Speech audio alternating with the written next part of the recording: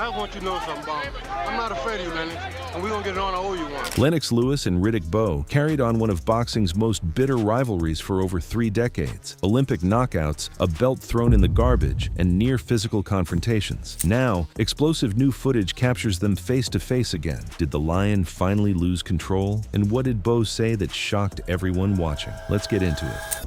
The footage that broke the internet.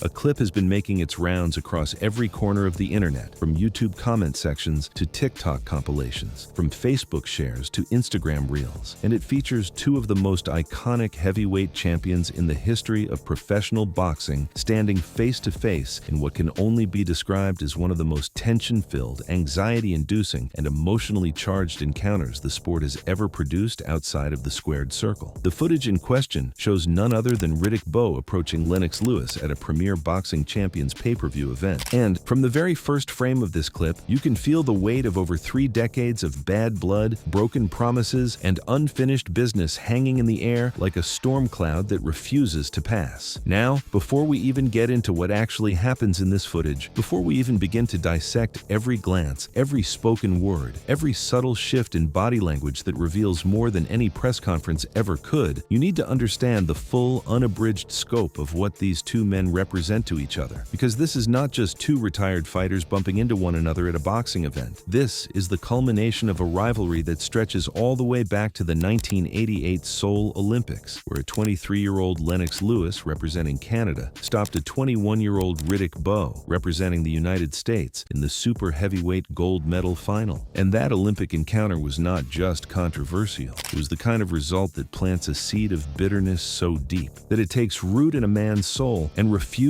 to let go for decades. Bowe dominated that opening round, outlanding Lewis 33 punches to 14, looking every bit like the fighter who was supposed to walk away with gold around his neck. But the East German referee had other ideas. He deducted a point from Bowe for a disputed headbutt, issued 2 standing 8 counts in the second round, and then stopped the contest entirely, even though Bowe appeared more than capable of continuing. Right, I'm still bewildered. Here we are. 28 years later, I'm still trying to wonder why he stopped the fight. That bewilderment, that deep and abiding sense of injustice that Bowe carried with him everywhere he went, it never left Riddick Bowe. Not after he turned professional, not after he started knocking out grown men with the kind of terrifying ease that made the entire heavyweight division take notice, and certainly not after what happened next, which is the event that transformed this rivalry from a personal grudge into one of the most controversial and bitterly contested chapters in the entire history of professional boxing. Because what made matters infinitely worse, what poured gasoline on a fire that was already burning hot, was what happened 4 years later. In November of 1992, Riddick Bowe accomplished something that very few fighters in the history of the heavyweight division have ever managed to do. He walked into the ring against the reigning champion, Evander Holyfield, and dethroned him by unanimous decision to become the undisputed WBA, WBC, and IBF heavyweight champion of the world. Meanwhile, just weeks earlier, Lennox Lewis had stopped Donovan Razor Ruddock in 2 devastating rounds to earn the WBC's #1 contender position. The stage was set. A mini-tournament agreement among all 4 fighters stipulated that the winners would meet for the undisputed crown. HBO immediately offered a staggering $32 million purse for the super fight, and then everything fell apart. Bowe's manager, Rock Newman, responded with a series of proposals that Lewis's camp found completely unacceptable, including a 90-10 purse split in Bowe's favor, meaning Lewis would have received approximately $3.2 million out of a $32 million pot. When that was rejected, Newman offered Lewis a $2 million undercard appearance with a vague promise of a future title shot. Lewis's side rejected that as well. Then, in a move that would become one of the single most infamous moments in the entire history of professional boxing, Bowe and Newman flew to London in December 14, 1992, held a press conference in Lewis's own hometown, and Bowe literally picked up the WBC championship belt and threw it into a trash can, declaring that if Lewis wanted it, he could pick it out of the garbage. But he turned out to be strong and a little wiser. I didn't know he had more experience than me. Bowe was still referencing that Olympic loss, still carrying it with him years later, and Lewis, for his part, never let Bowe forget it either. From Bowe.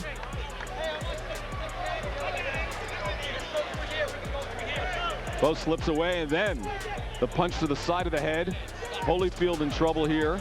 goes down. That was the night Bowe dethroned Holyfield, and Lewis was right there at ringside, ready to stake his claim as the next challenger. The confrontation that followed was absolutely electric. I want you to know something, Bob. I'm not afraid of you, Lennox, and we're gonna get it on. I owe you one. The raw aggression in that exchange, the way both men were practically daring each other to cross the line right there in front of the cameras, it was the kind of moment that should have guaranteed a fight worth hundreds of millions of dollars. But as we now know, it never came. That got pretty intense right there with right at ringside with Riddick Bowe. I told Riddick Bowe that I'm gonna knock him out again.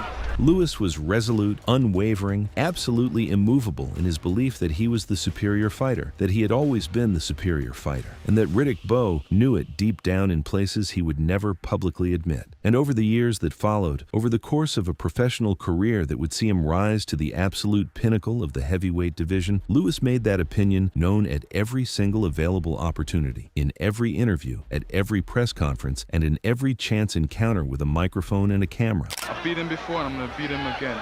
He has to fear me. And here's what makes that particular statement so profoundly haunting. When you look back on it now with the benefit of decades of hindsight, Lewis went on to unify the heavyweight division against Holyfield in 1999, knocked out Mike Tyson in 2002, and stopped Vitaly Klitschko in his final fight in 2003, retiring with a record of 41 wins, 2 losses, and 1 draw, with 32 knockouts. He avenged both of his professional defeats and defeated 15 men who held or would hold world heavyweight titles. Lewis proved beyond any shadow of a doubt, beyond any reasonable argument that could be made by even the most biased of critics, that he was one of the greatest, most accomplished, and most complete heavyweights to ever lace up a pair of gloves and step between those ropes. And Bowe, his career, which had started with such extraordinary promise, with such breathtaking talent and raw, God-given ability, took a dramatically different and ultimately tragic turn after the belt-throwing incident. He lost his remaining titles back to Holyfield in 1993 in the famous Fan Man fight, won the WBO title briefly in 1995, and then fought 2 brutal disqualification-filled wars with Andrew Golota in 1996 that effectively ended his career at just 29 years of age. His final professional record stood at 43 wins and just 1 loss with 33 knockouts, but the narrative that surrounded Bowe was always one of unfulfilled potential, a champion who walked away from the biggest fight of his era. So when that footage started circulating across every major social media platform, when people who had grown up watching these men dominate the heavyweight division in the 1990s saw these 2 aging, weathered warriors standing face to face for the first time in years, with all of that history and all of that unresolved tension hanging between them, the internet did what the internet always does when it encounters something this emotionally charged, this historically significant, this impossibly compelling. It absolutely exploded. The confrontation that shook boxing. The footage that has been going viral across social media captures a moment that took place on New Year's Day 2022 at the Luis Ortiz versus Charles Martin PBC pay-per-view event in Los Angeles. Reporter Eli Sekbach was there with cameras rolling when Riddick Bowe, then 54 years old, made his way across the venue and approached 56-year-old Lennox Lewis, who was seated in the commentary area doing what he had been doing for years since his retirement, providing analysis and insight as one of the most respected voices in the sport. And what happened next is something that you genuinely, truly, and unequivocally have to see to believe, because the body language alone, the way these 2 men carried themselves in each other's presence, tells a story that words struggle to adequately capture. Lewis, the very moment he noticed Bowe moving towards him through the crowd, the very instant he registered who was approaching, pulled his chair back and stood up abruptly, visibly on guard, his entire posture shifting from that of a relaxed, comfortable commentator to something that looked far, far more like a fighter preparing for a confrontation that he fully expected to turn physical. And you have to understand why. This is a man who, in 2019, admitted publicly that he almost slapped Bowe at the 2018 Wilder Fury weigh-in because of the things Bowe had been saying about him. That 2018 incident at the Wilder Fury weigh-in photo opportunity was its own powder keg, the heavyweight. Legends were being introduced on stage one by one. He won the WBA, the WBC, and the IBF titles by beating the then unbeaten beaten Evander Holyfield. He's another member of the International Boxing Hall of Fame. That was Bowe's introduction, and he walked out to a warm reception from the crowd. And then came Lewis's introduction. And now joining us, another International Boxing Hall of Famer. He remains the last heavyweight to hold the undisputed titles. But here's the thing. Lewis refused to stand beside Bowe on that stage, and the two exchanged glares that were reminiscent of their 1990s animosity. Lewis later told Complex that Bowe had been saying things about him and then had the audacity to try to stand beside him, and Lewis simply was not having it. He later revealed that Bowe was the only past opponent he had ever come close to physically striking outside of the ring, and Bowe had his own response to the tension. He declared that the two of them had a policy, and his exact words painted a picture of just how volatile things remained between them even decades after their professional careers had ended. So with all of that context, with all of that history simmering beneath the surface, you can understand why Lewis's reaction to Bowe approaching him at that 2022 PBC event was what it was. His guard went up immediately. The Lion, as he was known throughout his career, was ready. He later admitted as much, saying he still didn't trust Bowe, and that he didn't trust that boy at first, but that he was prepared for whatever came his way. But what came his way was not a confrontation. It was not a continuation of the hostility. Bowe extended his hand, and the words he spoke carried the weight of 34 years of regret, resentment, and reconciliation, all compressed into a single moment. He told Lewis that everything they had between them from 34 years ago was over, and that they were friends now. The two men shook hands, spoke briefly, and posed for a photograph that was shared by ring announcer Ray Flores. Clips of the exchange spread rapidly on YouTube, TikTok, and Facebook under titles like "Lennox Lewis and Riddick Bowe squashed their beef after 34 years," and commentators across the boxing world noted Lewis's initially cold and alert demeanor while praising Bowe for being the one to take the first step towards peace. Now, Bowe's perspective on the entire rivalry had been evolving for years. He had always maintained that he was not the one who avoided the fight. When asked directly about why the Lewis fight never happened, Bowe's answer was always the same. Riddick, I'm going to start off fast. It was almost 20 years ago where you were undisputed champion, undefeated, and the Lennox Lewis fight was going to come off. That was Bowe's position for years. He believed Lewis was the one who kept the fight from happening. I was ready to go, good in great shape. Well, I think what scared him was he saw the first fight with Evander Holyfield. And then Bowe would connect the dots in his own mind, pointing to Lewis's decision to fight everyone except him. And once he saw how I looked and what great condition I was in, he didn't want no parts of me. So anytime he said he wanted to fight, he fought Mike Tyson. But the historical record, the actual documented trail of offers, counteroffers, rejected proposals, and broken agreements, paints a considerably more complicated picture than either man's version of events would suggest. The reality, the cold, hard, uncomfortable truth of the matter, is that the collapse of the Lewis-Bowe super fight was driven by a toxic combination of purse disputes, managerial self-interest, sanctioning body politics, and contractual entanglements that robbed both men of what would have been a career-defining, legacy-cementing, historically significant payday. In 1993 alone, multiple offers were put on the table and rejected by both sides. Newman publicly offered a $35 million net pay-per-view purse with $23 million to Bowe and $12 million to Lewis, but Lewis's promoter Dan Duva dismissed it as a publicity stunt. Another proposal guaranteed Bowe $21 million and Lewis $11 million, but Lewis turned it down. A contract was finally signed in 1994 for a March 1995 fight in Las Vegas, with one contemporary report projecting a $33 million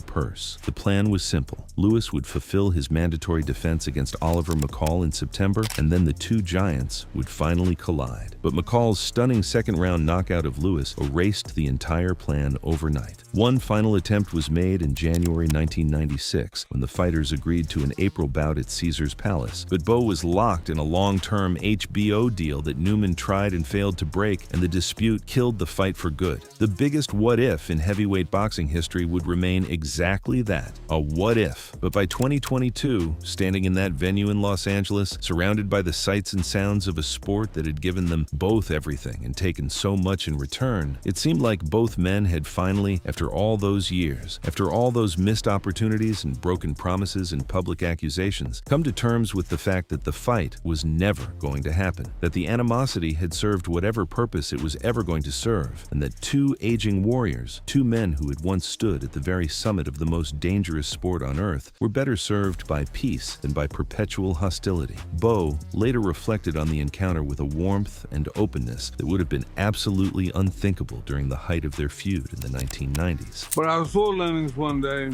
and I said, look, man, I don't want to keep bickering with you or having arguments.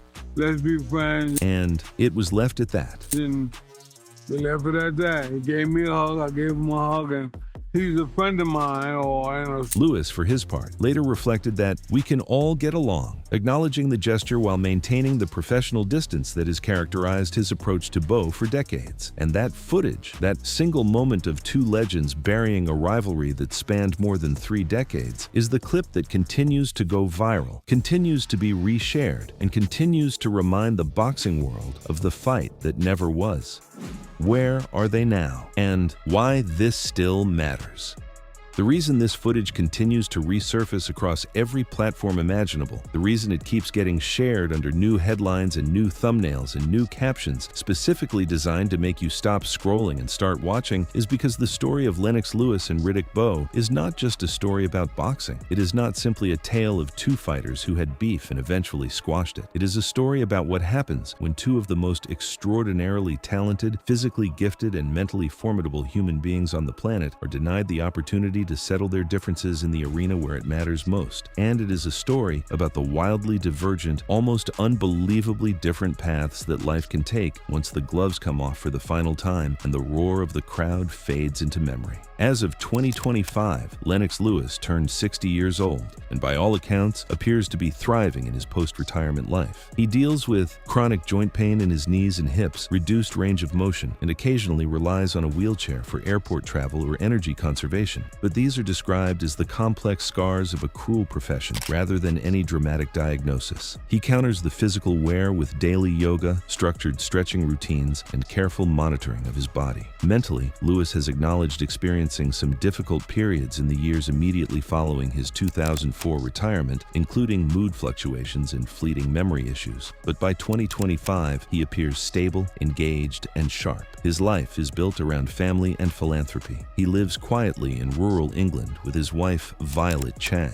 whom he married in 2005, and their 4 children. He runs the Lennox Lewis Foundation, which supports disadvantaged children across Canada, Jamaica, the United Kingdom, and the United States. He funded a chess program that produced university scholars. In 2025, he was on the ground in Chilpanedihar, Jamaica, doing hands-on relief work after Hurricane Melissa, operating from his League of Champions boxing gym. He attended the Ring Magazine Awards. He still provides fight analysis that is consistently praised for its insight and clarity. And with an estimated net worth of approximately $140 million from fights, endorsements, and investments, Lewis lives comfortably, frequently praised in 2025 commentary for looking, as many have put it, like a man who is about 40 rather than 60. Riddick Bowe's post-retirement journey has been, to put it as respectfully and as accurately as possible, an entirely different experience, a path marked by incredible highs and devastating lows that would test the limits of any human being's resilience. Born in August 1967, Bowe was 57 to 58 during 2025, and the years between his last meaningful fight and the present day have been anything but straightforward. After abruptly retiring from boxing at just 29 years of age, his life outside of the ring was marked by a series of deeply troubling events. He lasted only days in Marine Corps boot camp in 1997. In 1998, he was convicted of interstate domestic violence after kidnapping his estranged wife Judy and their 5 children using restraints and pepper spray, and he served 17 months in federal prison. He filed for bankruptcy in 2005, going from estimated career earnings of $80 million to a net worth that recent estimates place somewhere between $500,000 and $1 million. But in the midst of all of that turbulence, there are recent signs of genuine progress and redemption. By March 2025, Bowe had shed a significant amount of weight and was described as being in the best post-career shape in years. Ray Mancini, who encountered him in Chicago, called his appearance fantastic compared with earlier, frailer looks. Bowe has received treatments for his knees and shoulders, and in 2025 Instagram videos, he was seen lightly sparring for the first time in roughly 20 years, appearing mobile and engaged. However, the neurological effects of his career are unmistakable. Multiple 2025 sources noted slurred speech, slower movements, and effortful walking, widely linked by observers to possible chronic traumatic encephalopathy and cumulative brain trauma, particularly from the two Savage Galata fights in 1996. Despite this, Bowe has seemed more positive and more socially present than he has been in years. He launched a branded boxing gym initiative in 2025, has been spotted at events, and continues to focus on his family in Maryland. And perhaps the most telling indicator of where Bowe stands emotionally with regard to his old rival came in November 2025, when he sat down for an interview and ranked the three 1990s heavyweights he had personal experience with. He placed Evander Holyfield first. Well, I would have to say Holyfield is #1, and Lennox is second, and then Mike Tyson. Why is that? Why in those order? And then he explained his reasoning with a level of respect that would have been unimaginable during the height of their feud. Well, I know Holyfield, no matter what you do to him or how you do it, he's going to be there. That was Holyfield at #1, and then came Lewis. Lennox, I put him #2 because he's the biggest of all of us, and I guess he proved that he was durable. No criticism, no bitterness, no sly digs or backhanded compliments. Just a man in his late 50s, looking back on a lifetime in the fight game and giving credit where credit was due. He described Lewis as the biggest of them all and acknowledged that Lewis proved his durability, which, coming from a man who spent decades questioning Lewis's toughness and accusing him of running from the fight, represents a remarkable shift in tone. He was man, he was knocking everybody out. So I'll make Mike #3. That was Tyson at #3, and the reasoning was simple. Tyson had the power, but he lacked the durability that both Holyfield and Lewis possessed. What makes the continued viral spread of that 2022 footage so undeniably compelling, so impossible to scroll past without stopping and watching, is that it serves as the visual capstone, the final punctuation mark to a rivalry that defined an entire era of heavyweight boxing. Boxing historians, analysts, and fans still debate, passionately and endlessly, who would have won a prime Lewis versus Bowe fight. Lewis possessed superior size at 6 feet 5 inches, with an 84-inch reach, a devastating jab that could control any fight from the outside, and the ring generalship and tactical intelligence that carried him through unification bouts against the very best fighters on the planet. Bowe brought explosive, concussive power, blinding hand speed that was almost unheard of for a man his size, and proven resilience that had been forged and tempered in 3 grueling wars with Evander Holyfield. The consensus among most boxing experts is that a prime Lewis versus Bowe fight would have been nothing short of an all-time classic, a night that would have lived forever in the annals of the sport. That moment of reconciliation, captured on camera and shared millions of times across every social media platform in existence, is the closest thing the boxing world will ever get to a resolution of the Lewis-Bowe saga. The fight never happened. The money was never made. The glory was never won. But two men who spent the better part of their adult lives locked in a rivalry fueled by an Olympic grudge, a championship belt thrown into a garbage can, and decades upon decades of mutual accusation and finger-pointing, found a way, after 34 long years, to shake hands and move forward with their lives. Bowe has called the missed fight his biggest career regret. Lewis has consistently, firmly, and without a single moment of hesitation, maintained that he would have won had they ever stepped into the ring together. And the rest of us, the fans, the historians, the people who lived through that era and watched in frustration as the biggest fight in heavyweight boxing repeatedly fell apart, are left with nothing but the footage. The footage of what could have been replaced, finally and irreversibly, by what ultimately was two legends, battered and weathered by time and circumstance, choosing peace over a war that never came. Thank you for watching. If you enjoyed watching this video, click on one of the boxes playing on your screen to watch more similar content.